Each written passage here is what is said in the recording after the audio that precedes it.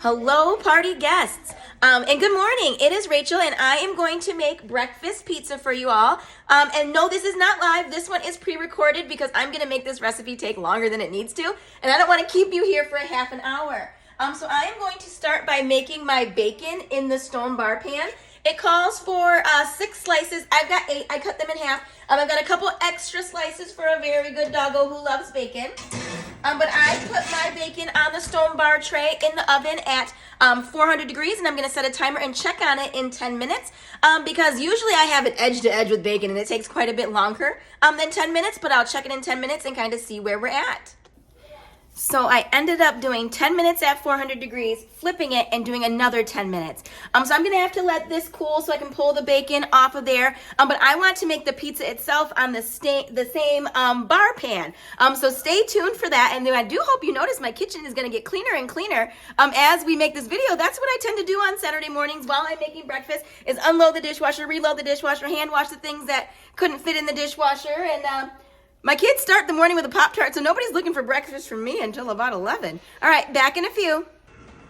So the recipe calls for 2 cups of shredded cheddar jack. I've got Colby Jack. Use whatever kind of cheese you want. And I know it's not super exciting to watch me shred cheese, but if you do not have Pampered Chef's cheese grater, I just wanted to show it to you. So as you can see, I put the block of cheese inside of this pusher, which has a cap on top. So my blades never have to come anywhere near my blades, anywhere near my fingers, right? And I like to do this on the flexible cutting mats because number one, I'm not getting a mess on my counter, obviously. Who shreds cheese right under their counter?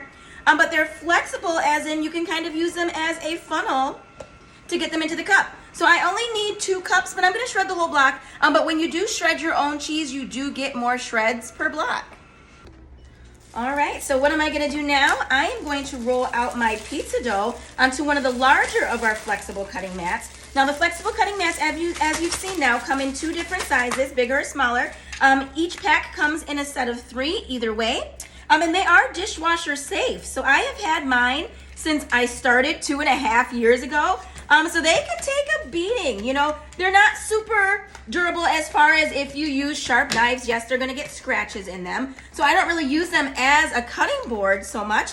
I use them as a prep board. So rolling out pizza dough, shredding cheese, cutting potatoes, letting my kids help with stuff, you know, is when I like to use them. But they do have a ruler on the side. So if this recipe were to tell me that I needed to roll this out to a 10 by 10 or anything in particular, I would have that as my guide. But I am using the baker's roller here. If you don't have this one, it has 2 different size rollers on the ends. So if I needed to get into corners and once I switch it to the pan, I might do that. But this is a lot easier for kiddos to handle as well rather than a standard rolling pin, because you can do it kind of one-handed, and you know with the rolling pin I always find my dough starts to roll around it, but I have a hand free to kind of help with that task. So I'm going to go ahead and transfer this to my pan and finish rolling it out there. So I've got my stone bar pan still covered with the bacon grease. Now if you have stones, you're probably familiar with the adage of the darker it looks, the better it cooks. I've had mine for 2 years, but they're not that dark. So if I didn't have my bacon grease on here, I would be oiling my stone. So I'm just gonna finish using the roller to roll this out, and I'll be right back. So I am going to bake my pizza crust in the oven for about 7 to 8 minutes. I'm gonna pop that in, and I'm gonna move you guys over there because we're gonna scramble some eggs. Okay, so which pan should we use for the eggs? Should we use the Brilliance nonstick, or should we use the stainless steel nonstick? Now the truth of the matter is you need to ask yourself, how good are you at cooking eggs? Now the Brilliance nonstick, that we have videos where you can slide the omelets right out of the pan and it's not gonna stick. Our stainless steel nonstick, I consider these more chef quality.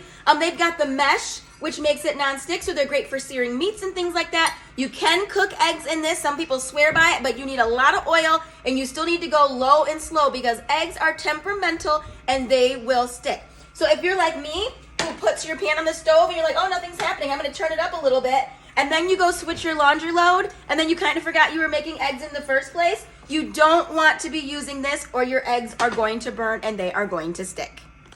So I am moving too slow and my crust is ready, but anywho, I've got 8 eggs here in my classic batter bowl, and I've got 1/3 of a cup of milk, which is what the recipe calls for. I don't think I have ever measured how much milk I put in when I make eggs, but I'm gonna go for it. So in my pan is too small for 8 eggs, you guys, but I only have the smallest of the stainless steel, not the stainless steel, the Brilliant. So again, another reason to use the Brilliants, because I'm gonna put way too much eggs in the pan than what it calls for. But I am using my whisk tongs. So if you're not familiar with these, they are tongs, but you can latch them and then it is a whisk. So these are super handy too for getting hard-boiled eggs out of a pot of hot water because the tines are flexible and they just grip really, really well. So anywho, I've got my eggs whisked up and I'm just going to cook them here on the stove top in my Brilliance nonstick. And it says to scramble them soft. Reason being is because they are going to go on top of this crust and then they are going to get baked in the oven a little bit more. Okay, you guys, that took a while because, again, too much eggs for my pan. But it said scramble soft, so I am going to put these eggs on our pizza crust here and spread them around. And you guys, we're cooking eggs, okay? So eggs, I swear to gosh, they will stick to anything. But I have made an omelet in this pan, something where you cook and then flip and cook and then flip, and it does not stick very much. All right, so on top of that, we are going to add bacon. So I have my salad choppers here and my 6 slices of bacon, so I'm just going to cut them up with the salad choppers.